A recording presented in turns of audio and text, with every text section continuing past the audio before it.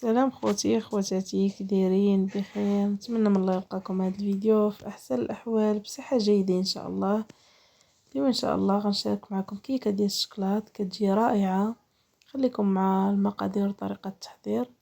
انا عندي 3 البيضات يكونوا كبار شويه، عندي كاس لاروب ديال السكر سنيده مع مرش، 2 خمارات، ساشيه الفاني، كاس ديال الزيت، 2 معالق كبار ديال الكاكاو، معلقه كبيره الخل، عندي الدقيق، كاس ديال الحليب، شيشه ديال الملح.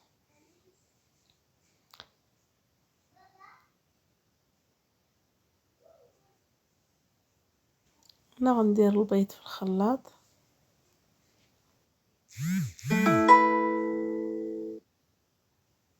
ضروري اما نستعملو الطراب الكهربائي ولا الكاس ديال العصير نطحنو فيه.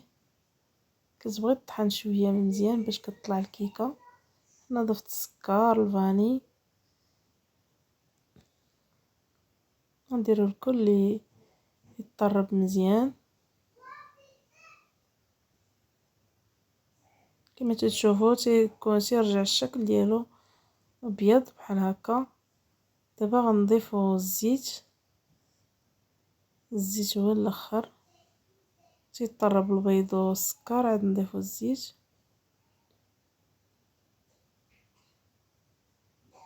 الزيت كنضيفوه تدريجيا، ماشي في مره واحده.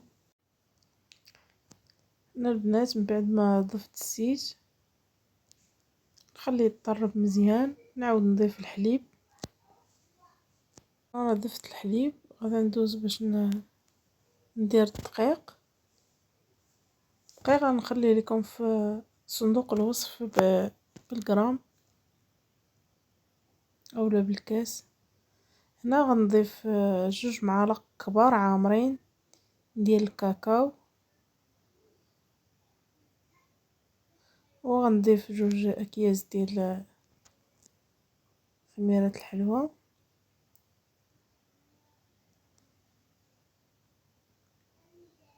والحليب راه مهم في هاد الكيكه، كيخليها رطبه كتجي رائعه ما شاء الله. وخا تبقى عندكم حتى 4 ايام ولا 5 ايام في الثلاجه ما كتخسرش.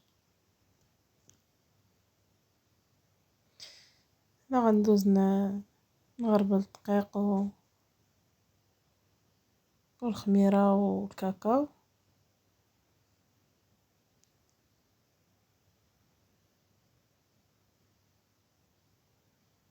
نحاول ندور عليها شويه ونعاود نكمل بيدي.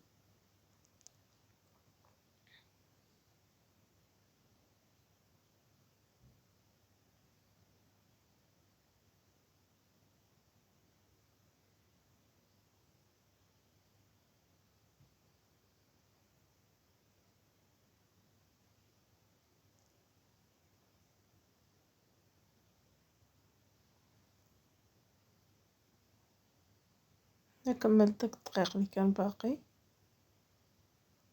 والكاكاو.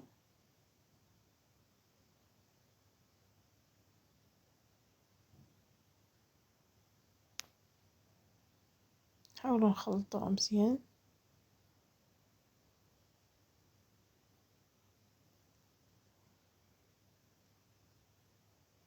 نضيف معلقه كبيره ديال الخل،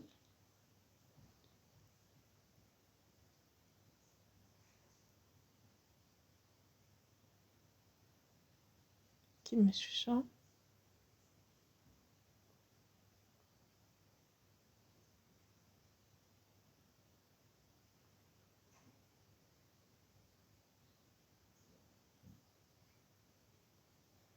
كيكون الخليط خفيف قد ما كانت العجينه خفيفه قد ما كيجي الكيك زوين.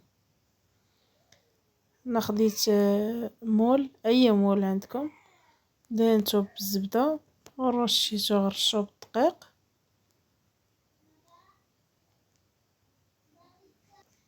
ومن بعد ما دهنت المول ديالي غادا نضيف الخليط.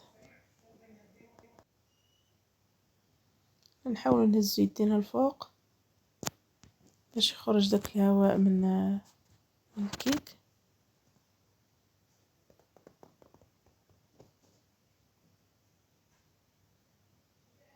راه كتجي زوينه، ما كتجيش ماشي كتجي طالعه بزاف، ولكن الكيك ديال الشكلاط هو هذاك.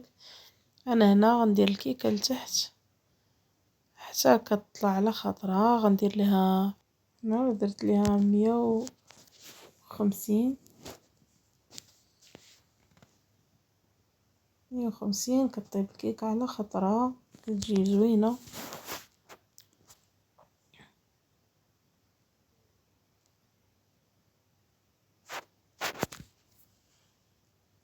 دابا نخليو نسدو على الكيكه طيب ونتلاقاو ملي طيب. هنا غندوز نوجد ليها، هنا غندوزو نوجدو باش نسقيو الكيكه. غناخدو كاس ديال الحليب، 2 معالق ديال الشكلاط حلو، الشوكولا اللي كنديرو للوليدات هكا مع الحليب في الصباح. خديت راس معلقه ديال قهوه سريعه الذوبان نيسكافي. غناخد 2 معالق عامرين. غنحتاجوش نديرو السكر حيت هاد الشكلاط ديجا حلو.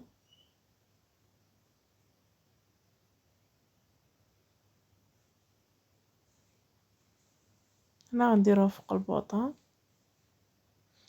خاص اما الكيك يكون بارد وهاد الحليب باش غنسقيوها، الحليب والشكلاط يكون سخون، اولا الكيكه تكون سخونه وهو يكون بارد. هنا عندي طريفه ديال الشكلاط من بعد ما طفيت البوطه على الحليب من بعد ما طاب. هنا ضفت طريفه ديال الشكلاط كحل.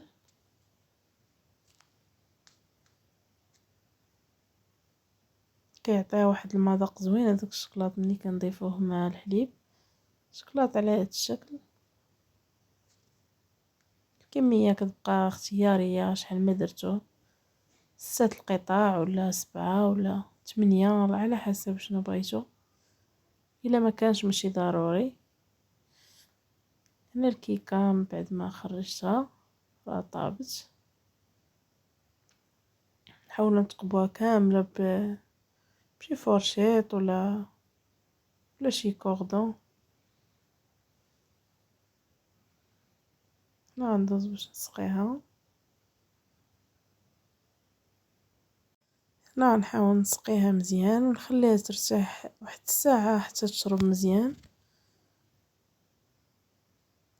من بعد ما رتاحت الكيكه شربات مزيان، حولتها هنا في هاد البواطه ديال الحلوى. هنا عندي علبه ديال دانيت شوكولا كون شوكولات نوار. هنا عندي الشوكولات للتزيين. خليكم معايا حتى الشكل النهائي.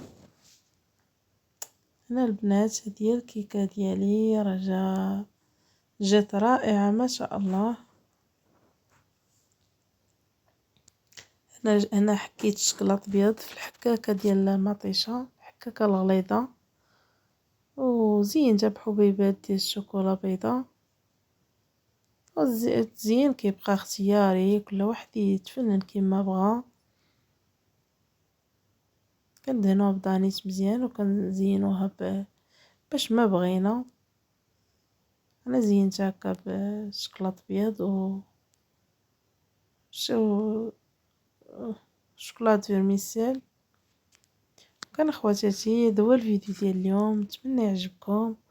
ولا عجبكم الفيديو ما تنساوش اللايك وبارطاج. شكرا لكم بزاف، شكرا على المتابعة وبسلام عليكم.